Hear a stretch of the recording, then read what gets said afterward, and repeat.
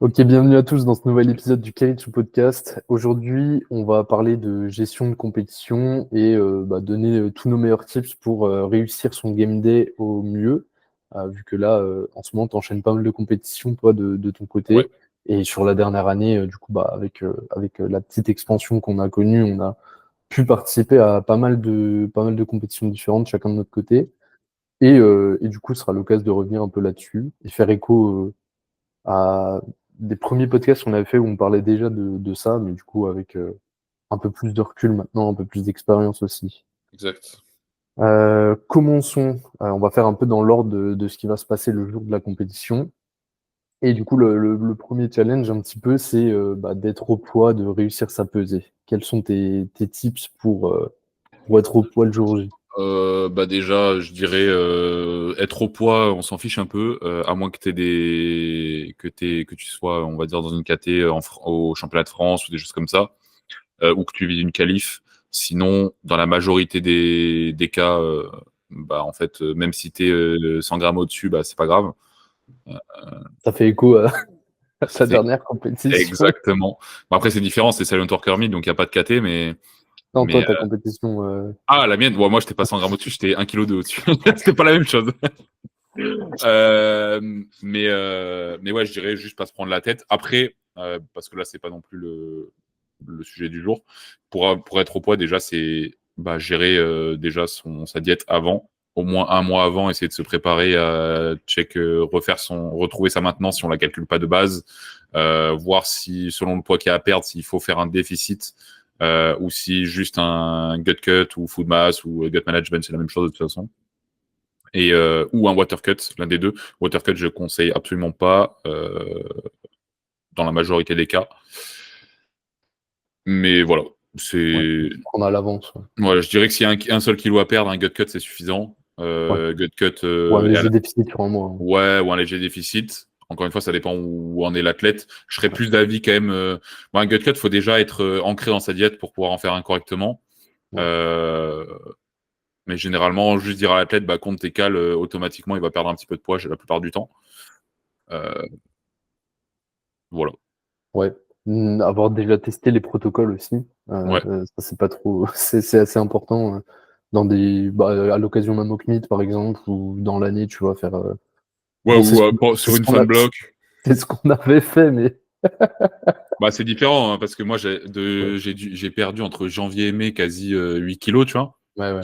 Et Non, mais on avait testé un peu déjà un gut cut dans ton cas en fin de bloc, juste pour ouais, voir combien tu pourrais espérer perdre et du coup à combien il faudrait être c'est ça. 36 heures avant la compétition, quoi. Après, personnellement, je m'en battais un peu les couilles d'être au poids. J'ai Donc, vu. ouais, Nathan, je suis pas au poids. Bah, écoute, je commence à manger à 10 heures. Voilà. Nickel. Ouais, moi j'avais rajouté aussi ne pas se mentir sur sa KT, mais c'est en gros ne pas. Enfin, tu vois, si ton corps il veut Ouais, si t'es à absolument. 67 et que tu dois descendre en 63, reste en Ouais, 69, quoi. ouais, voilà, c'est ça. À moins que t'aies un match SO, à jouer. SO Maximilien là qui veut forcer avec sa KT en moins de 74 alors que son corps Exactement. Il est il à est bien à 83 kilos. 86. Ouais, c'est ça, tu vois. Du coup, ouais, ne pas se forcer à fitter dans une KT si tu vois qu'il y a énormément de signaux de ton corps qui montrent que c'est pas OK, quoi. Exact. Surtout Après, si, surtout s'il n'y a pas d'enjeu, quoi. c'est ça. Après, pour donner des petits tips quand même, un gut cut, donc c'est le fait de maximiser le ratio volume cal. En gros, c'est d'essayer d'avoir un maximum de calories pour un volume pas d'entraînement, mais volume alimentaire très faible. Ça permet de limiter le poids dans l'estomac et en fait derrière de tout éliminer en fait. Donc essayer de rester sur des aliments qui sont très denses caloriquement parlant. C'est de manger plus de lipides que de glucides. Bon, en Euh, gros, pour exemple, toi, par exemple, ce que tu avais fait, c'était déjà 2 tiers de tes apports en prot, c'était des shakers. je Il y a... prenais pas de shaker. Ah ouais? T'es un bâtard. Il a fait à sa sauce, tant que C'était 3000 cales de M&M's et de t'as pas pris de cacahuètes. shake. Putain, quel enculé. Mais Mais non, en mais gros, ouais, en gros, ce que je conseille d'habitude, c'est genre apporter 2 tiers de tes apports en prot plutôt avec des shakers. Et après, le reste, c'est blinder tout ce qui va être oléagineux, tout ce qui va être M&M's. C'est le moment, en gros, si on veut. exact. Ok. Après la pesée, du coup, vous allez avoir la vérif de votre matos. Bon, ça va être un truc sur lequel on va passer rapidement, mais juste préparer vos affaires à l'avance, pas le matin même avant de partir. Ouais, la veille, essayer de faire un check-up, bien avoir ses chaussettes, sa ceinture, son singlet, son t-shirt, voire même avoir 2 t-shirts, moi je conseille. Pour les gros corps qui Euh, sentent. exactement, voire 3, moi j'en prends toujours 3 moi. 2 caleçons, euh, au cas où, très On sait pas, important. hein. On sait pas, hein. Exactement. Si le gut cut se passe mal, on sait pas, tu vois. Les chaussettes longues, les chaussettes courtes, les chaussures de bench, de terre, enfin peu importe ce que vous prenez. Bien, important, le t-shirt en coton, avec un col rond. Qu'est-ce qui est important aussi Ça paraît con de dire ça, mais moi, quasi à chaque compétition, j'ai à chaque fois vu des gens qui avaient oublié un truc, tu vois, et qui se retrouvaient. Ça m'étonne à chaque fois de voir des gars arriver sur la plateforme, ils ont pas de chaussettes de deadlift, tu sais, genre, Ouais. ils sont obligés d'en prendre à quelqu'un qui est sur un autre plateau ou un truc comme ça. Alors qu'ils sont laissés à temps sur le plateau. C'est le mec sur le plateau qui dit oh oui, sur tes chaussettes. Enfin voilà. Je sais pas si tu avais un truc à rajouter sur le matos, mais je pense Non, que c'est du voilà. classique. Juste vérifier que votre matos est IPF, mais après à part ça, Ouais.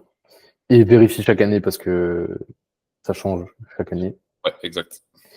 Bon, là, on va rentrer dans un truc un peu plus important. Ça va être de bien gérer d'une part son refeed et après son alimentation, son hydratation tout au long de la compétition. Comment tu fais refeed, toi, généralement? Qu'est-ce que tu conseilles à quelqu'un qui va te demander Bah, s'il n'y a pas de protocole de perte de poids avant, je dirais change rien. Ouais, comme Juste c'est reste un entraînement, quoi. exactement. Bien sûr, à moduler en fonction de si tu as l'habitude de t'entraîner le soir, le matin, etc., etc. Je serais quand même d'avis, même pour des athlètes qui font des refeeds, enfin qui font des protocoles, de rester sur des aliments que vous connaissiez, et des aliments que vous savez que vous digérez bien, parce que j'en vois souvent des fois qui se retrouvent avec des problèmes de digestion intra-compète et qui finissent par devoir aller aux toilettes 25 fois sur la compète, ce qui est pas dingue. Donc restez sur des aliments que vous connaissez. Ce que je conseille, le classique, c'est du riz bien salé avec une charcute très salée aussi, mais pas trop grasse, genre de la viande de grison, quelque chose Ouais, comme ça. ouais. Comme ça, vous avez un apport en sodium. Ça évite, surtout quand vous avez fait un water cut, ça évite, comme vous êtes pas mal déshydraté, le sodium aidera à fixer les molécules d'eau. Euh, Éviter tout ce qui, surtout pour les pâtes, le pain, etc. Parce qu'avec le gluten, surtout en ce moment, on sait un peu la. Voilà. Mais Bah, il y ça en a. dépend. Si tu le digères, Voilà, ok, tu exact. vois. Mais... Ouais, ouais, mais je pense que du riz, ça sera quand même toujours mieux, personnellement, que. En tout cas, en intra que des pâtes, ça se digère généralement mieux. Ouais, blanc. Blanc, du coup, pour le riz. Ouais, Éviter les trucs complets avec plus de fibres parce que ça joue exact. sur le transit aussi. Limiter les lipides au maximum, parce que ça Ouais. enclenche la digestion. Limiter la quantité de protéines aussi, parce que ça enclenche une grosse digestion aussi.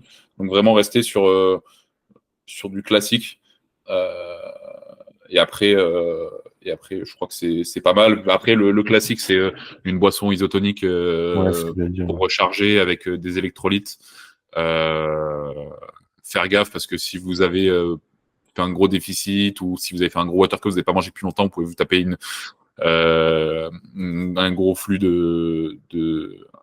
putain, une glycémie, ça peut vous faire un peu tourner la tête aussi. Euh, voilà, gérer Pour, ses pour, euh, pour les gros water cuts, ne pas se précipiter genre sur ouais, ouais, sur l'eau et sur ouais, les. Genre vraiment essayer de.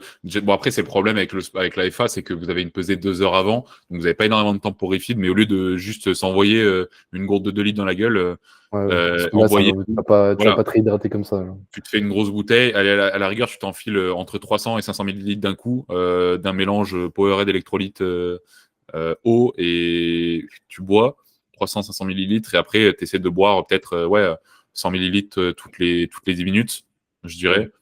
Et pareil pour le refeed, essayer d'étaler les refeeds sur 1 heure, parce que si tu as le ventre vide et que tu t'envoies tout le truc d'un coup, tu vas exploser, tu vas te sentir ballonné, ce qui est pas ouf, surtout sur un squat quand tu commences avec la ceinture. Ouais, Donc je ouais. dirais essayer d'étaler, ouais, si tu as tes 200 grammes de riz, plus ton Toujours truc. manger, en gros, manger et boire progressivement par petite quantité, quoi, pas s'envoyer d'un coup en enfer, quoi. Voilà, c'est ça. Et donc ça, c'est la première chose. Je pense que c'est plus ou moins tout ce que Et j'aurais. après, sur la compétition, est-ce que tu conseilles de continuer à manger ou est-ce que tu conseilles que des apports hydriques? Est-ce que... Non, moi je conseille de manger entre le squat et le bench et pas d'essayer de se goinfrer, mais d'essayer d'envoyer vraiment parce que et pas T'as pas la forcément de ceinture, enfin, pour la bah plupart des gens. t'as pas la ceinture, t'as pas de bracing, Hmm. enfin c'est un bracing thoracique donc c'est pas le problème et tu risques pas de te quicher dessus, tu vois. Donc je conseille d'essayer de refeed un maximum entre le squat et le bench parce que tu n'auras pas de problème de digestion sur le bench et ça te permettra d'avoir digéré parce que généralement t'as plus ou moins 1 heure avant le terre, donc ça te permet de digérer un petit peu et de pouvoir Effectivement, reprendre de d'avoir... l'énergie. ouais. Et par contre, de pas refeed entre le bench et le terre, ou en tout cas juste d'avoir genre une petite barre ou un Ouais, truc juste avec continuer à des sucres s'hydrater en rapides, vrai. voilà, et de continuer à s'hydrater. Mais encore une fois, je conseille vraiment en fait, de stopper le refeed bah, pendant le squat et de finir ton refeed en fait entre le squat et le bench. Et après, normalement, ça devrait tenir le reste de la comp et avoir des sucres rapides, genre je te donne des dattes, des bonbons, des barres, des choses comme ça, quoi. Ouais, ok. Bah, je suis assez d'accord avec toi, j'aurais rien à rajouter particulièrement. Qu'est-ce que là on va passer plutôt sur timer sa chauffe, standardiser sa chauffe en gros. Donc moi je conseille déjà à l'entraînement d'avoir l'habitude d'essayer de timer Timer un ses petit temps de peu. repos, déjà. Ouais, c'est ça, de savoir à peu près combien de temps on prend, tu vois, et surtout d'arriver le jour de la compétition avec un plan Un plan de match ouais, établi. sur la montée en gamme, tu vois. Alors bien sûr, vu que parfois c'est un peu la guerre pour tourner, voilà, t'as toujours tout le monde qui est là en mode je passe dans 2 minutes, je passe dans 3 minutes et tout. Au final, des fois tu dois un peu faire des compromis, mais ça évite juste de se retrouver, il te reste 10 minutes et t'es à peine à ta première barre, tu vois. Ou à l'inverse, d'avoir déjà fait 3 quarts de ta chauffe alors qu'il reste encore un quart d'heure, tu vois. Bah, la plupart des. En fait, le problème, c'est que je trouve c'est quelque chose que j'ai vu pas mal, bah, du coup, parce que là, j'ai enchaîné quoi, 4-5 compétitions en. Enfin, ouais, 4-5 compétitions, donc une 10-15aine de game day en 2-3 mois, tu vois. C'est que la plupart des athlètes, bon, pas chez nous, bien sûr, mais chez la plupart des autres, surtout ceux qui sont seuls, en fait, ils arrivent dans la chauffe, ils commencent déjà à s'échauffer, c'est 20 minutes avant de passer, Ouais. et ils ont déjà fini leur chauffe. Et tu sais, ils refont le lasso warm-up Et le pire, c'est que 3 fois. moi, je suis là à gérer mes athlètes et en même temps, je leur dis, chef, ralentis. Tu vois. Je suis en train de gérer les matchs des autres en même temps parce que je vois ils sont trop hauts.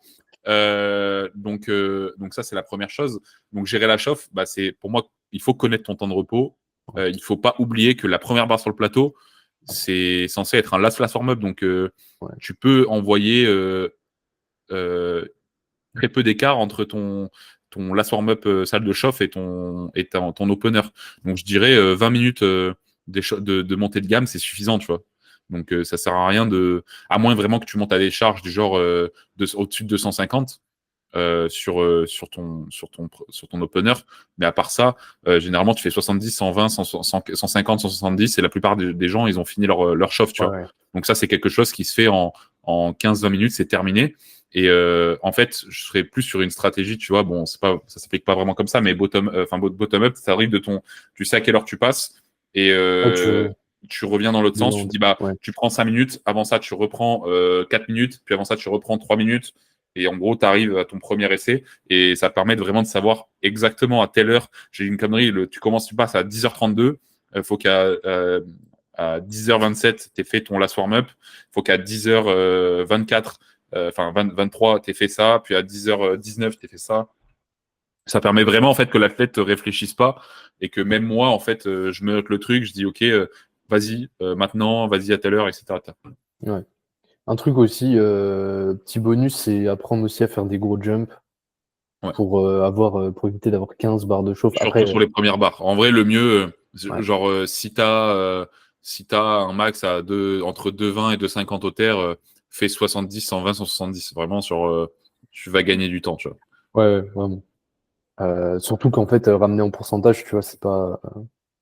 Bah C'est pour tu vas ça te que nous, sentir, tu vas te on se sentir base beat un up, peu sur. mais Ouais, c'est pour ça que nous, on se base un peu pour faire un squelette sur des pourcentages, tu vois, et après, on affine en fonction de la personne.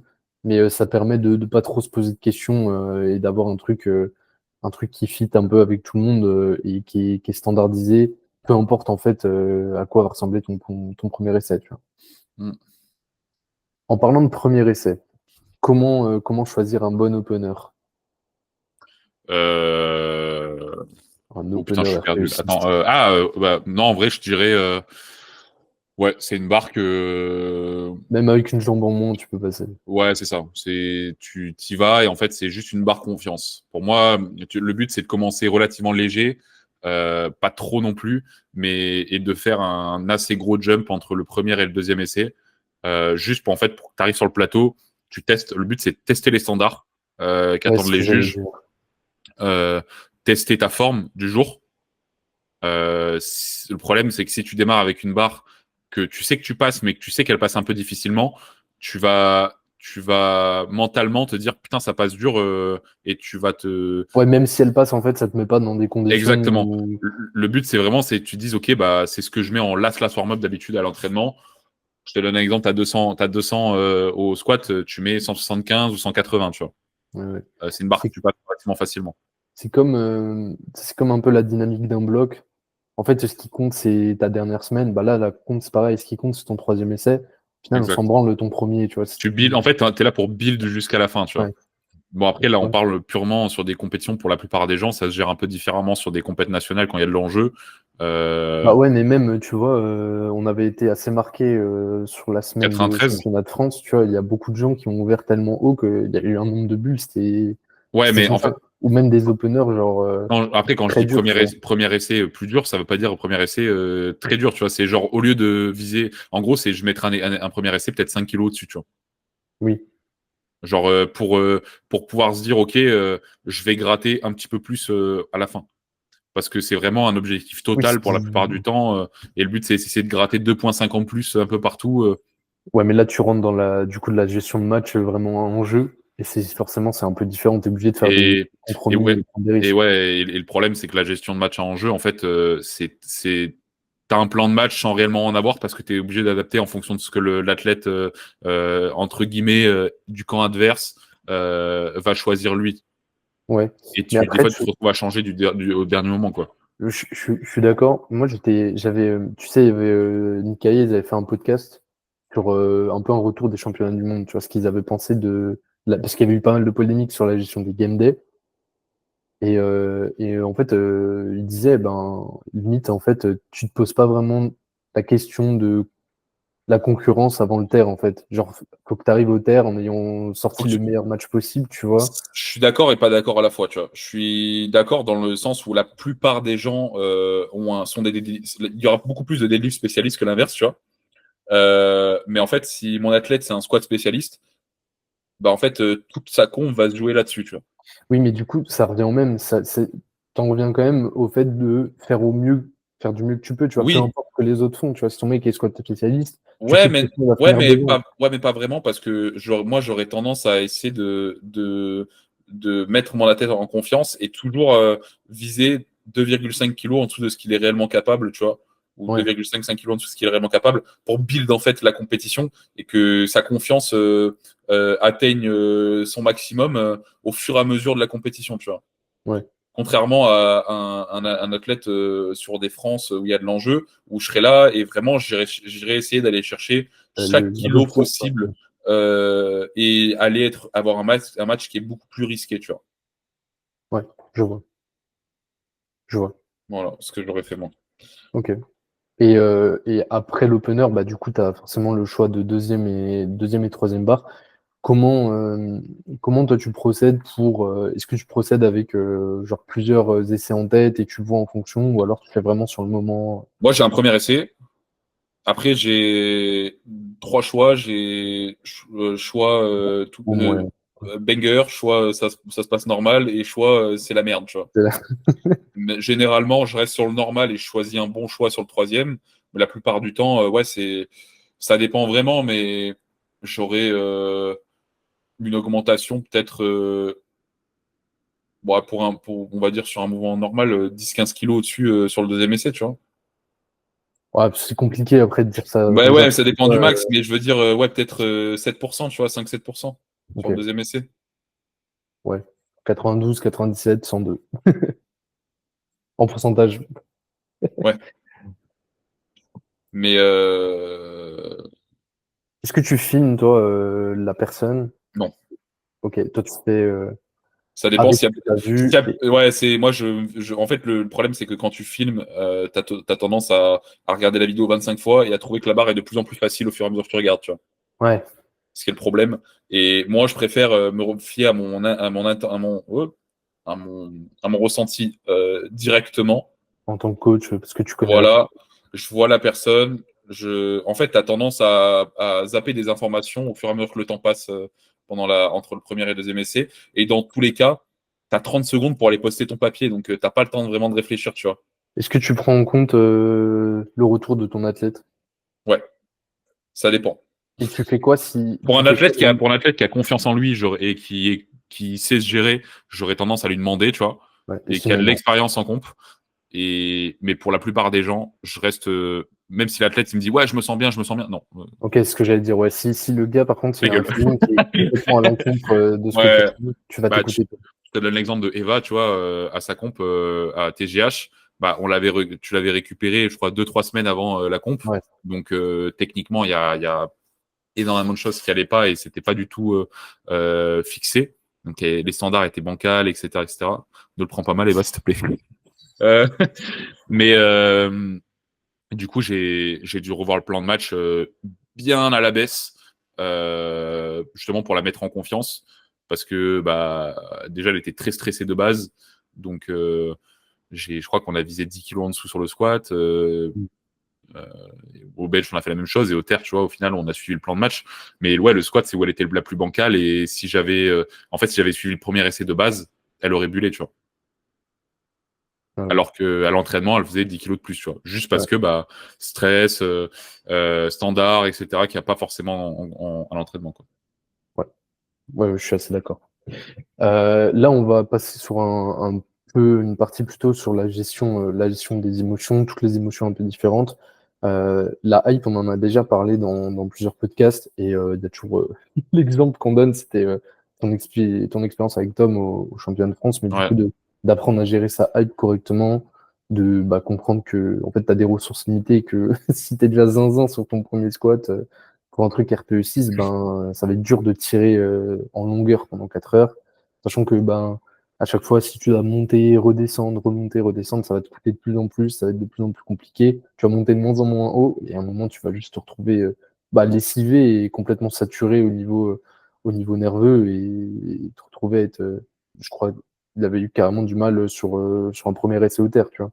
Bah, la première essai au terre, ouais, qui passe beaucoup plus difficilement que ce qu'on pensait, tu vois. Ouais, C'est une barre qu'il avait passé en triplé, quadruplé, enfin, ouais, ouais, c'est facile. Et au final, bah, deuxième essai raté, troisième essai raté, tu vois. ouais. Après, il était resté ultra hype du début du squat. C'est un exemple Euh, extrême. C'est un exemple ouais, extrême. et même si je lui disais sur le moment redescends, tu vois, et en fait, il n'arrivait pas à redescendre. Donc forcément, bah, il y a eu des petits soucis. Après, est-ce qu'il aurait fait mieux s'il a été moins hype? Je sais pas, tu vois. Est-ce que ça vient de la Peut-être pas, prog? peut-être pas dans un premier temps, tu vois. Voilà, est-ce que ça vient Avec de la le temps, tu prog? Est-ce que ça vient du stress? Est-ce que ça vient de la hype? Est-ce que ça vient de je ne sais quoi? Je sais pas, mais en tout cas, s'il avait mieux géré sa hype, euh, je pense que même la redescente derrière aurait été moins violente, tu vois. Parce ouais. que quand tu mets beaucoup plus d'émotions dans ton match et que derrière ça se passe pas comme prévu, ça fait pas du bien, tu vois. Ouais, c'est comme quand tu te hype pour un top 7 et que tu le réussis, bon, tu surfes un peu dessus sur tes back-off. À l'inverse, si t'es hyper hype sur ton top 7 que tu le fail, généralement derrière, tu dois drop de 40 kilos parce que sinon, Ouais, parce que tu mentalement, t'es plus redescends d'un coup, en concentré, fait. t'as le seum, enfin, t'es Ouais, ouais, pas ouais. yam, quoi. Et qu'est-ce que tu t'aurais tendance à conseiller alors pour éviter d'être à fond tout le temps, tu vois? Bah, une hype progressive, je dirais pour la plupart des athlètes, bah, déjà, essayer de pas trop extérioriser, ou attendre en tout cas le terre, au moins le deuxième essai du terre, tu vois. Sur le squat, bah, forcément, il faut un peu plus se hyper. Bon, généralement, je dirais que le bench, c'est le moment où tu te reposes, tu vois. Tu Ah, c'est la récupères un peu buvette. tu récupères tes ressources nerveuses, tu vois. Mm. Donc, déjà, l'hydratation, ça joue un rôle énorme. Enfin, le refeed intra, intracomp sur ta récup nerveuse, ça va jouer un gros rôle. Qu'est-ce que je voulais dire? Mais ouais, essayer de rester calme en fait et juste d'utiliser la hype à bon escient et au bon moment en fait et essayer d'y aller tranquillou à chaque fois sur ses premiers essais comme si c'était comme si tu y allais balade de santé, tu vois, Mm. en faisant les choses correctement, tu vois, mais juste en mode ah, je suis en confiance, je suis là, j'ai pas besoin de me c'est la routine quoi, tu vois. Ouais. Pour moi, c'est un truc qui se construit à l'entraînement déjà parce que c'est sûr que si tu as l'habitude d'être tout le temps à fond à l'entraînement, bah, tu vois, c'est dur le jour J même pour une barre RPE6, d'être complètement éteint, tu vois.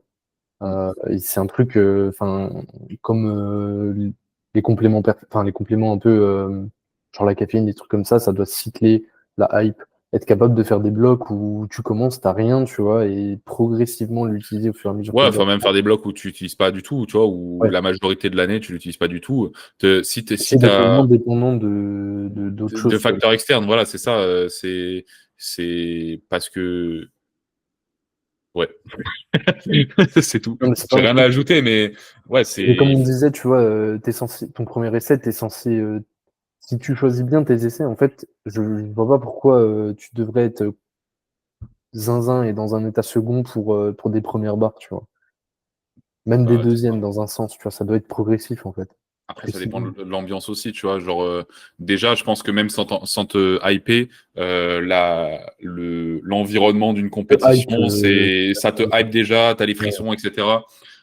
Donc, t'es déjà plus performant de base que ce que t'es. Bon, ça dépend bien sûr si ça a bien été géré avant, mais censé être plus performant de base, en fait, juste parce que t'es dans une compétition, quoi. ouais. T'es Ça pas là dépend pour. si t'as fait Si le taper magique en regardant, en traquant bien les données. Ouais, ou même si t'es stressé, tu vois.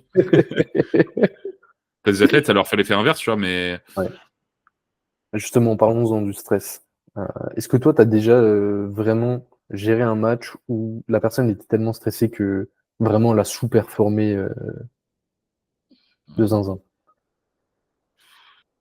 Vraiment où tu te disais, putain, en fait, quoi que je lui dise, quoi que je fasse, en fait, elle est en train de se saboter et plus ça avance, plus c'est Oui, mais galère. je me rappelle plus qui. Putain. Oui, parce que ça me dit un truc, mais. Putain, j'ai zappé. T'as préféré effacer ce souvenir. Hein? T'as préféré effacer ce souvenir de ta mémoire. Exactement. Non, pff, je sais pas vraiment d'athlète. En fait, les athlètes, ils ont tendance à stresser s'ils voient que l'opener se passe mal. Et Ouais, c'est pour ça que. Et du coup, bah. Voilà. Mais non, là, ça me vient pas en tête. tant mieux. Après, comme dit, le stress aussi. Bon, le stress, enfin, je veux dire, tu peux pas l'éviter. Enfin, normalement, à moins de t'en branler complètement, tu auras forcément du stress. Même les athlètes pas stressés, ils vont commencer à stresser. Enfin, je veux dire, si. Moi, on dirait moi, ma dernière compétition, le stress zéro. Ouais, mais après, toi, tu Mais commences à avoir de l'expérience et ouais, mais et en fait, ça m'a justement, genre, c'est pour parler un peu d'expérience. En fait, j'étais tellement pas stressé que j'étais pas dedans t'avais en du fait. mal à Tu vois. te mettre dedans. Ouais, le stress, en fait, J'étais, c'est. c'est positif de ouf. Et moi, je sais très bien que j'ai besoin d'avoir cette sensation. T'as la chair de poule, tu sens que ça monte, etc. Chose que j'ai quand je coach mes athlètes, mais pas que j'ai quand je fais moi, tu vois. Donc je me retrouve à sous perdre de ouf à chaque fois en comp et à cause de ça. Et, donc voilà. Donc Ouais. Je pense soyez stressés. Ouais, En à vrai. partir du moment, de toute façon, où tu as envie de bien faire, tu auras forcément le stress de l'effet inverse, le stress de mal faire. Mm. Et la question, c'est plus à quel point ton stress, il va te faire performer ou à l'inverse, sous-performer. Est-ce que Est-ce tu vas que, buller ou pas? ouais, et justement, il y a énormément comme on dit souvent, c'est un sport où tu contrôles la majorité des paramètres. Et en fait, ne pas se mettre des bâtons dans les roues en gérant bien tout ce que tu peux gérer, c'est déjà un gros pas pour éviter de stresser. Après, j'aurais tendance à dire que ça va venir aussi avec l'expérience. Mm. Forcément, tu vois, il y avait eu Anaïs qui avait fait une compétition à SPC, et tu vois, après, le stress, elle, ça l'avait éteinte un peu, tu vois. Je dirais Eva, c'est pareil aussi, tu vois. Eva Verger. Verger. Ouais. Petite baille Genre, Médusa. je sais. Code Médusa 10. Code Médusa 10 chez Kerisu. Non, c'est pas vrai. Ne venez pas. Non, mais genre, en fait, bon, moi, j'ai géré une seule de ces compétitions, tu vois, et qui s'est très bien passée, sa meilleure compétition all-time. Mais en fait, je le ressentais rien à sa personnalité, tu vois, que si. Parce qu'elle a tendance à être un petit peu anxieuse, tu vois, j'ai l'impression, et que si, en fait, je la mettais pas en confiance Elle va pas le faire elle-même. pendant ses essais, elle le faisait pas, tu vois. Et c'est pour ça, d'ailleurs, que je lui ai dit que, genre, sur son squat, limite, je lui disais, bah, bon, regarde pas ce que je t'ai mis, tu vois. Ta gueule les pouces. Mais c'est vraiment ce que je lui ai dit. Je lui ai dit, tu vois, genre, elle était là, elle voyait que ça passait bien, tu vois. Mais comme je lui ai mis 125 en dernier essai, je savais très bien que si je lui avais dit, je t'ai mis 125, ce qui est 5 kilos au-dessus de ce qu'elle a jamais fait, tu vois. Ouais. Ce qu'elle a passé d'ailleurs, voilà. Pas à la Devs, mais elle l'a passé. Ouais. Ouais, mais il manquait pas Ça aurait pu grand-chose, tu vois. passer. Ouais, ça aurait pu passer. Et Ouais. elle l'aurait passé RPE8, même à la Devs, tu vois. Mm. Bah, je sais très bien qu'elle se serait, elle aurait commencé à se dire, à douter, à se dire, est-ce que je vais la passer, est-ce que je vais pas la passer. Donc, Ouais. c'est Et c'est des vraiment trucs. cas par Et cas. justement, tu vois, Eva, c'est un bon exemple. C'est que sa première compétition, bon, c'était une compétition de bench only, mais c'est quand même une première étape. Et en fait, on a bien observé que vu qu'elle fait des compétitions tous les mois, en même pas un an, elle a déjà beaucoup progressé dans sa manière de prendre du recul et sa manière de gérer. Et malgré tout, en fait, elle a toujours besoin de quelqu'un. Et c'est aussi pourquoi bah, gérer son match tout seul, ça peut vite être compliqué, tu vois. C'est pour ça qu'il faut venir chez Keritsu parce qu'on se déplace à Ouais. Et toutes vos compétitions. On essaye en tout cas.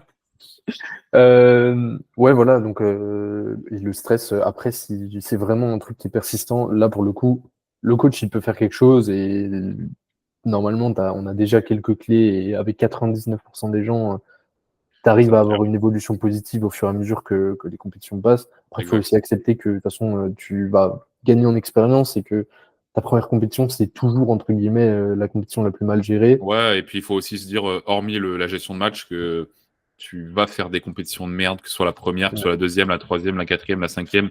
Tu vas avoir des compétitions où tu auras avoir beau tout bien fait, ça va mal se passer. Et je pense qu'il faut justement ce genre de compétition aussi Mm. pour grandir en tant qu'athlète. Et, mais après, ne pas hésiter aussi, ben, si vraiment c'est un truc bah, qui te limite complètement ta manière de performer le jour J, bah, s'entourer avec un prépa mental éventuellement. Mais après, ça reste un investissement. Ouais, je pense pas que ce soit non plus le premier choix à faire, Non, tu vois. c'est si tu observes que. Mais tu vois, par exemple, au France Bench, on avait géré Léa, qui est pas de chez nous, qui est de Strength Strategy.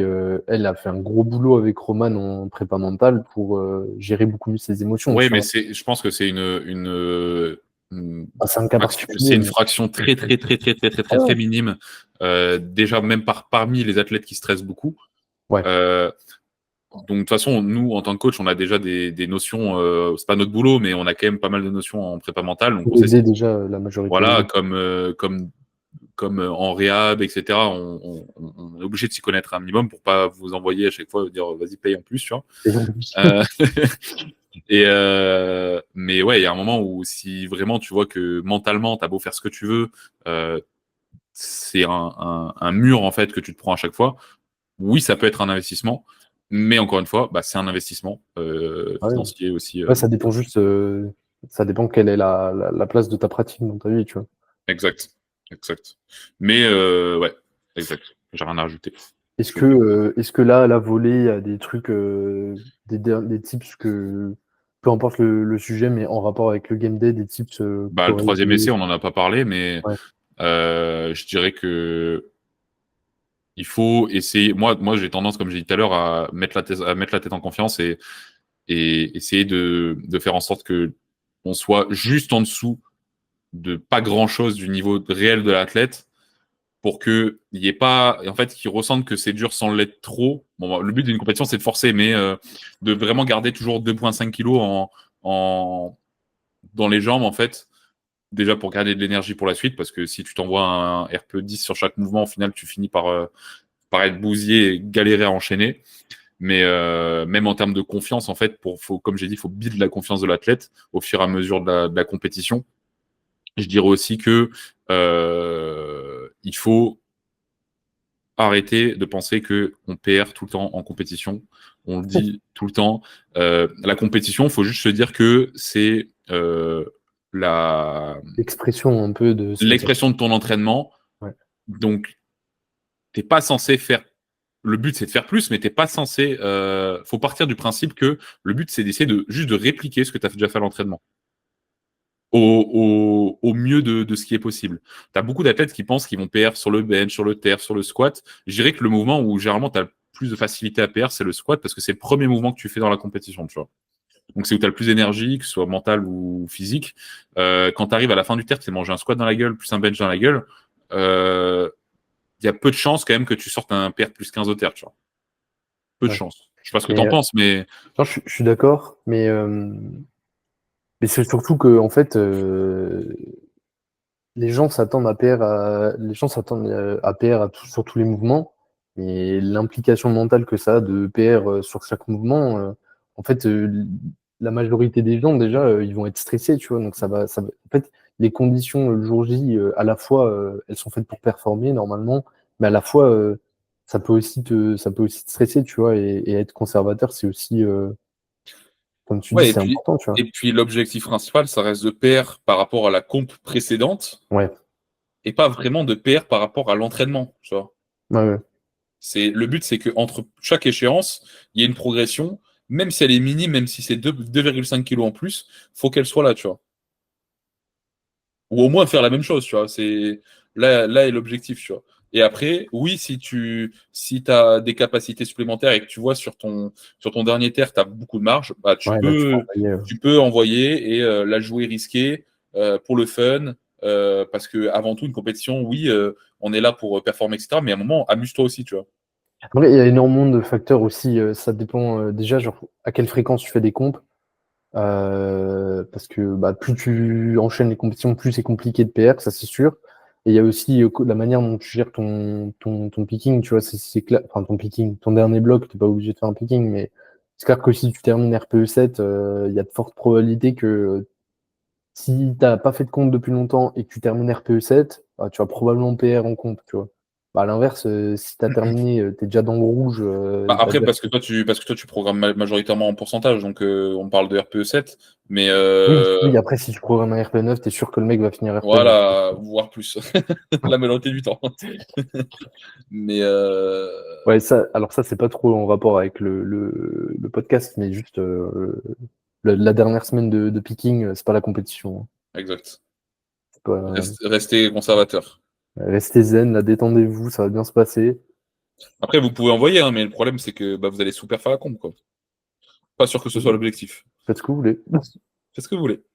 On est là pour gérer, mais c'est tout. Ok. J'avais un dernier truc, moi, mais je l'ai oublié.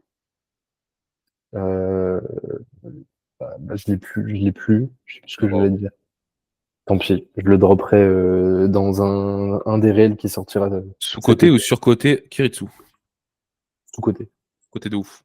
Non, justement, je l'ai surcoté ou sous-côté le 9/9. Sous-côté, je dirais. Côté... Sous-côté? Ok, Ouais. parce que qu'est-ce que tu réponds à ceux qui te disent tu peux très bien faire 3/9 et finir sur les mêmes barres si tu commences ton premier essai, tu fais ta troisième barre, tu peux finir à 3/9 avec le même total. Qu'est-ce que t'en penses de ça? Et que du coup, le 9/9 en soi, c'est surcoté. Bah oui, mais bonne chance à toi si tu fails un seul des essais. Voilà, c'est tout. En soi, non, en soi, le but c'est de faire une bonne compétition, mais le 9 sur 9 est là pour t'assurer un total. Il n'est pas là pour t'assurer. Enfin, Les PR, ouais, voilà. les plus grosses barres Si possibles. c'est un 3 sur 9, mais que c'est le dernier essai, bah ça veut dire que tu as été sur le fil du rasoir au niveau des standards à chaque fois et que bah, t'as forcément dû baisser les performances que tu devais faire de base pour aller chercher des standards supplémentaires. Je sais pas si. Non, ça fait sens. Voilà. Donc non, parce que si tu fais 3 sur 9, c'est ou que tu as fail, ou que les standards n'étaient pas là. Donc tu as ajouté du stress supplémentaire par rapport à ce que tu avais besoin de base. Mm. Et donc peut-être qu'en ayant été au standard de base, tu aurais été plus fort parce que tu n'aurais pas eu ce stress-là qui fait que bah, tu doutes, tu vois. Mm. Mais En plus de ça, de toute manière, là, avec le niveau qui augmente, tu vois, les plateaux, ils deviennent de plus en plus serrés. Genre, tu prends les championnats du monde, les 66, le podium, ils finissent tous avec le même total, par exemple. Donc là, à ce moment-là, quand tu commences à louper des essais alors que tout le monde est très très proche, en fait, là où avant, finir avec 10-15 kilos de moins, bon, au pire, ça te faisait perdre une place, mais si tu avais un peu de marge, tu pouvais limite t'en sortir. Là, maintenant, avec 10-15 kilos de moins, tu peux carrément sortir d'un top 3, d'un top 4, et te retrouver à perdre 5 places d'un coup, alors que avec un essai en plus, en fait, tu peux passer premier, Et tu vois. puis, je veux dire, dans tous les cas, pour la majorité des athlètes, le but, c'est le 9 sur 9. C'est pas d'aller chercher. Enfin, le but, c'est d'aller chercher un total avant Mm. tout et pas d'aller Ouais. chercher un pair sur un mouvement, tu vois. Si vraiment tu viens, bah ça, je vais en discuter, mais si vraiment tu viens pour le, le total, une qualif, ou juste te dire, OK, je veux juste concrétiser mon entraînement, ça veut dire que tu vises un total, ça veut dire que tu vises un 9 sur 9 concrètement. Mm. Si par contre tu viens juste parce que tu veux t'envoyer un squat de zinzin, ou un bench de zinzin, ou un terre de zinzin, tu vois, bah à ce moment-là, Un Mokniks. voilà, tu peux te permettre, on va dire, de, de, de faire quelque chose de très risqué, tu vois. Ouais. Après, la majorité des gens, sachant qu'ils jouent rien et que limite le plus gros enjeu, c'est de prendre du plaisir et de faire une bonne comp, mec, tu fais une comp où tu loupes à chaque fois un essai, putain, à la fin, ça casse les couilles, hein. Mais ouais. Mec, moi en janvier, j'ai fait 6 sur 9, j'ai pas passé un bon moment, hein. Franchement, non, mais j'étais pas content de moi à la Putain, fin, tu j'ai vois. voulu tacler Lies, mais je peux plus maintenant. Non, non. Quelle tristesse, Ouais. Bon, il a encore loupé 2 essais, mais... c'est vrai. Mais il a validé un total. Attention. Bon, est-ce que... Il fallait que tu prennes ta balle, mon petit. Eh oui, tu vas le prendre. C'est le À chaque, 25e podcast, il en a à pris chaque déjà podcast, 25. 25 balles, voire plus. Et on va repartir, hein, pour l'année prochaine. Ça va être la même chose, le même Ouais, tarif. exact. Est-ce qu'il y avait des trucs encore Non, je pense qu'on est bon, hein. ok. Colis NutriPure, la technologie Avant. à avoir. Code Exact. Kiritsu sur Code tout NutriPure.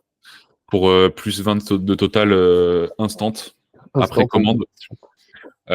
Pour plus 150 de total instantanément Kiritsu. Aussi simple que ça. Envoyez un petit DM à l'un de nous ou directement sur Kiritsu, ou contactez-nous directement via le site internet. Si jamais vous hésitez encore, on vous propose le programme Bushido qui est toujours disponible pour commencer la force ou relancer votre progression. Un programme gratuit, tout simplement, et restez branchés parce que il y a de l'intéressant qui arrive pour ceux qui ont pris Bushido en août. Restez branchés. Oh là là là. Oh Oh là le là, businessman. oh, le tease. Oh le teasing.